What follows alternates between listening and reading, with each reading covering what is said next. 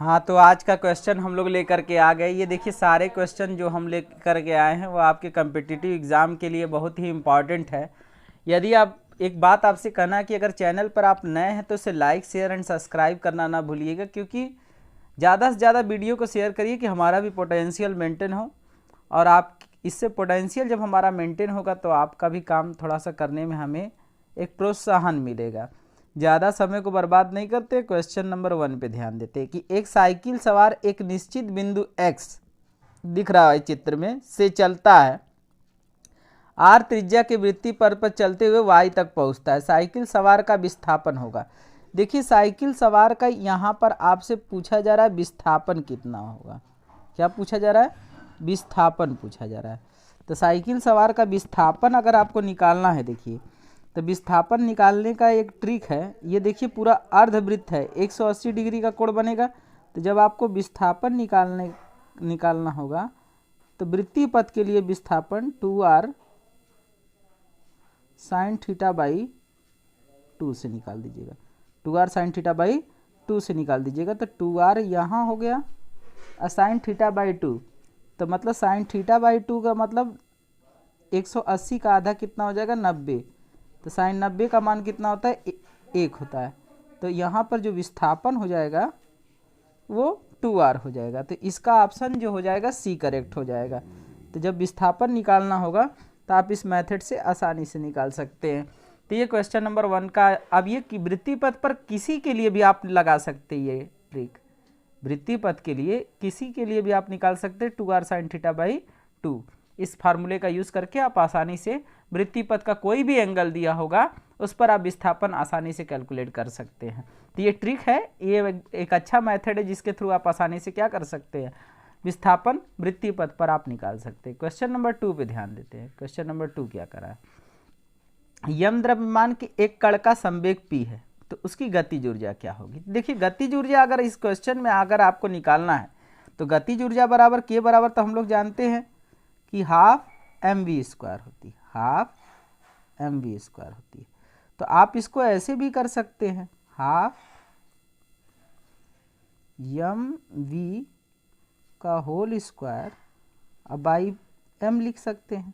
ऐसा क्यों कर रहे हैं? क्योंकि संवेग के रूप में रिलेशन बन जाए। तो p² अपॉन 2m, तो इसका सही ऑप्शन हो जाएगा p² by 2m। It means option D correct होगा। तो बढ़ते हैं अगले क्वेश्चन पे ध्यान देते हैं कि अगला क्वेश्चन क्या करा। देखिए अगला क्वेश्चन बहुत ही फेमस है। ये क्वेश्चन आपके सीडीएस और एनडीए दोनों एग्जाम में पूछे हुए क्वेश्चन है। ये जो क्वेश्चन है आपका एनडीए, सीडीएस और यहाँ तक कि पीसीएस में भी पूछा हुआ ये क्वेश्चन है कि एक पैराशूटधारी 5000 मीटर की ऊंचाई से कूदता है। गिरने की चाल v और उस गिरने की दूरी में कौन सा संबंध यहाँ पर सही होगा?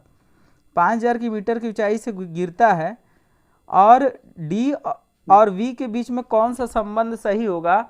ये ऑप्शन आपसे यहाँ पर पूछा जा रहा है।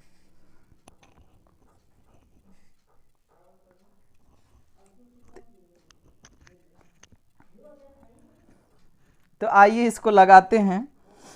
यहाँ पर हाइट की बात कर दिया है। किसकी बात कर दिया है? हाइट की बात कर दिया। तो v² बराबर u² प्लस 2gh होता है। तो v और d के बीच में अगर रिलेशन देखा जाए तो यहाँ d कर लीजिए, तो v² is directly proportional to d होगा। तो जब इक्वेशन क्वाड्रेटिक होता है तो आपको जानकारी होना चाहिए कि इक्वेशन क्वाड्रेटिक होगा तो ग्राफ हमेशा पैराबोला बनेगा। जब इक्वेशन क्वाड्रेटिक होगा तो ग्राफ हमेशा पैराबोला बनेगा। तो यहाँ समीकरण द्विघाती है तो परवलयाकार होगा। तो परवलयाकार होगा तो अब इस ऑप्शन में अगर देखें तो v की वैल्यू अगर हम 2 रखेंगे तो d की वैल्यू 4 आएगी, v की वैल्यू अगर हम 3 रखेंगे तो d की वैल्यू 9 आएगी। तो अर्थात v के कंपेरिजन में d बहुत तेजी से बढ़ रहा है। तो ग्राफ तो पैराबोला होगा लेकिन डाउन किसकी ओर होगा? d की ओर होगा। तो पैराबोला जो बन रहा होगा वही होगा लेकिन डाउन उसकी ओर होगा जिसकी ओर जो सबसे ज्यादा बढ़ रहा हो। तो d इसमें सबसे ज्यादा बढ़ रहा है तो a तो हो नहीं सकता। तो ऑप्शन डी इसका करेक्ट होगा। तो याद रखिएगा इसी जगह नहीं, कहीं पर भी समीकरण अगर द्विघाती हुआ तो हमेशा ग्राफ पैराबोला बनेगा। ये दिमाग में बैठा के चलिएगा। बहुत बढ़िया ट्रिक मैं आपको दे रहा हूँ कि अगर समीकरण द्विघाती होगा, ये बहुत बढ़िया ट्रिक मैं दे रहा हूँ कि अगर समीकरण द्विघाती होगा तो हमेशा ग्राफ पैराबोला बनता है। ये फिक्स है, दिमाग में रट लीजिए, बैठा लीजिए कहीं। बढ़ते अगले क्वेश्चन पे ध्यान देते हैं कि अगला क्वेश्चन क्या कर रहा है।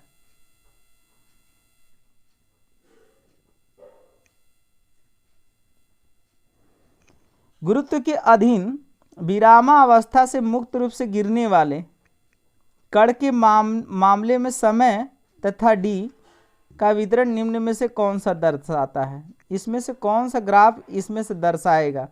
मुक्त रूप से गिर रहा है, मुक्त रूप से गिर रहा है, अब विराम अवस्था से, तो u बराबर क्या हो जाएगा? 0 हो जाएगा। अब u बराबर जब आपका 0 हो गया तो यस बराबर आप लोग जानते हैं कि हाफ GT² होता है। और यहां पर ग्राफ किसके बीच में खींचने के लिए करा है? d और t के बीच में ग्राफ खींचने के लिए करा है। क्या यहां पर भी समीकरण द्विघाती है क्या? जब यहां पर भी समीकरण द्विघाती है तो ग्राफ पैराबोला बनेगा। फिक्स है, ग्राफ पैराबोला बनेगा। लेकिन t बराबर अगर 2 रखेंगे तो d की वैल्यू 4 आएगी, t बराबर 3 रखेंगे तो d की वैल्यू 9 आएगी। तो अर्थात t की तुलना में d बहुत तेजी से बढ़ रहा है तो पैराबोला बनेगा, लेकिन ग्राफ उसकी ओर डाउन होगा जो सबसे तेजी से बढ़ रहा है। इट मीन्स इसका ऑप्शन ए करेक्ट होगा। अगला क्वेश्चन की ओर ध्यान देते हैं। अगला क्वेश्चन भी देखिए, ये एनडीए का पूछा हुआ क्वेश्चन है और ज़्यादा समय को नहीं बर्बाद करते, ध्यान देते। एक चिकना आनत तल पर क्षैतिज से थीटा अंश के कोण पर आनत है, जैसा कि चित्र की आकृति में दिखाया गया। एक पिंड विरामावस्था से प्रारंभ करके, देखिए अगर आनत तल पर कोई वस्तु सरकती है तो जल्दी इस पर हम एक वीडियो बनाएंगे। आनत तल पर कोई वस्तु सरकती है तो उसके लिए एकदम फिक्स है कि उसका त्वरण a बराबर g sin थीटा होता है। एकदम रट लीजिए, आनत तल पर कोई वस्तु अगर सरकेगी तो उसका त्वरण जो होता है a बराबर g sin थीटा होता है। तो a बराबर g sin थीटा होता है। तो अब अगर यहाँ से अगर हम लगाएंगे कि क्या इक्वेशन आएगा, तो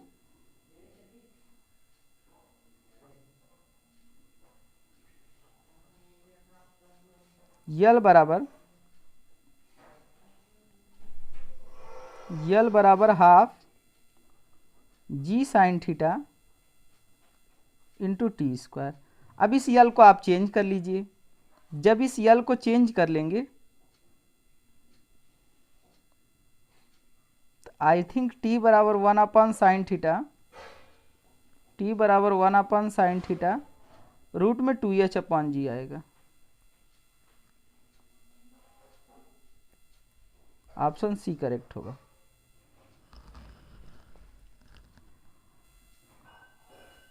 एक ऊंची इमारत से गेंद 9.8 मीटर पर सेकंड स्क्वायर की एक समान त्वरण के साथ गिराई जाती, 3 सेकंड बाद उसका वेग क्या होगा? देखिए जब ऊंची इमारत से छोड़ी जाएगी अगर किसी गेंद को तो उसका प्रारंभिक वेग क्या होगा? 0 होगा। और 9.8 मतलब गुरुत्वीय त्वरण से आ रही है। किस त्वरण से आ रही है? गुरुत्व त्वरण 9.8 मीटर पर सेकंड स्क्वायर से आ रही है। 9.8 मीटर पर सेकंड स्क्वायर से आ रही है, 3 सेकंड में पूछ रहा है। तो v बराबर u प्लस जी टी लगाइए और आंसर पाइए। तो v बराबर u प्लस जी टी, तो u का मान 0 और g का मान कितना है? 9.8 है और t का मान कितना है? 3 सेकेंड।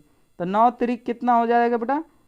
8 तिरिक 24 को 4, हाथ में लगा 2, 3 9 27, 2 29, 29 कितना हो जाएगा? 4 मीटर पर सेकेंड।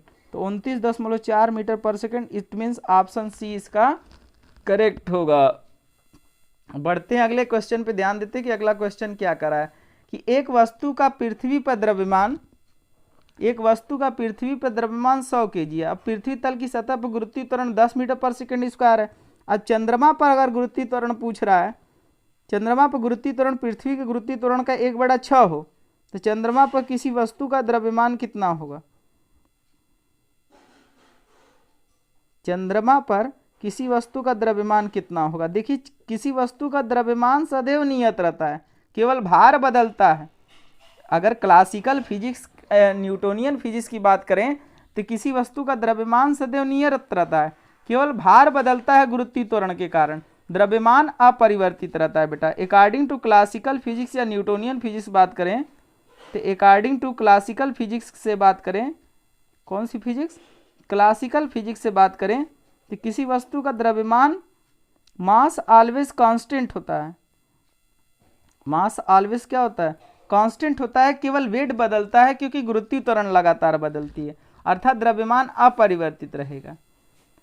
यदि पृथ्वी का द्रव्यमान वही रखे, त्रिज्या 1% कम हो जाए तो गुरुत्वीय त्वरण का मान, देखिए त्रिज्या 1% कम हो रहा है तो 1% कम होगा, तो ये कैसे पता चलेगा कि 1% कम होगा, कम हो रहा है? तो यहाँ माइनस लगा देंगे तो पता चल जाए कि हाँ 1% की कमी हो रही है। अब G is inversely proportional to R square होता है। G is inversely proportional to क्या होता है? G is inversely proportional to R square होती है। तो डेल्टा जी बाई जी करेंगे गुणे 100, तो ये हो जाएगा -2 डेल्टा आर बाई आर गुणे 100। डेटा पुट कर लीजिए तो प्लस में आ जाएगा 2%, अर्थात 1% की कमी करेंगे तो 2% बढ़ जाएगा। तो इसका सही ऑप्शन जो हो जाएगा बी करेक्ट हो जाएगा। त्रिज्या 1% घटाएंगे तो व्युत्क्रमानुपाती, तो आप पहले से जानते हैं कि एक घटता है दूसरा क्या होता है? बढ़ता है। त्रिज्या 1% कम हो रही है तो जी का मान 2% क्या हो जाएगा? बढ़ जाएगा। अगले क्वेश्चन पे ध्यान देते हैं कि एक सड़क पर एक कार 60 किलोमीटर प्रति घंटा की एक समान चाल से दौड़ रही है। कार पर कार्य करने वाला बल होगा। देखिए सो सिंपल, ये क्वेश्चन में कुछ है नहीं। एक समान चाल है तो मतलब नियत चाल है। अगर किसी वस्तु की चाल नियत रहेगी तो क्या त्वरण बन सकता है? अर्थात नियत चाल है तो v बराबर u है और वो 60 किलोमीटर प्रति घंटा दिया है। 60 किलोमीटर प्रति घंटा की चाल से चल रही है तो चाल नियत रहने पर त्वरण नहीं बन सकता, तो त्वरण 0 होगी। तो इसका आंसर भी क्या आएगा? बल भी जो हो जाएगा वो 0 हो जाएगा। तो यहाँ पर परिणामी या शुद्ध बल नेट बल जो होगा वो किसके बराबर हो जाएगी? वो 0 बल के बराबर हो जाएगी। अपने परिक्रमा पथ में पृथ्वी लगभग किस माध्य वेग से सूर्य का चक्कर लगाती है? देखिए सूर्य का चक्कर लगाने की बात कर रहा है तो आप बहुत आसानी से निकाल सकते हैं। v = 2πr/t रख लीजिए। टाइम पीरियड आप जानते हैं, पृथ्वी सूर्य के चारों कितने दिन में चक्कर लगाती है। पृथ्वी और सूर्य के बीच की माध्य दूरी आपको पता होगा, एस्ट्रोनॉमिकल यूनिट होती है जिसकी वैल्यू होती है 1.5 ×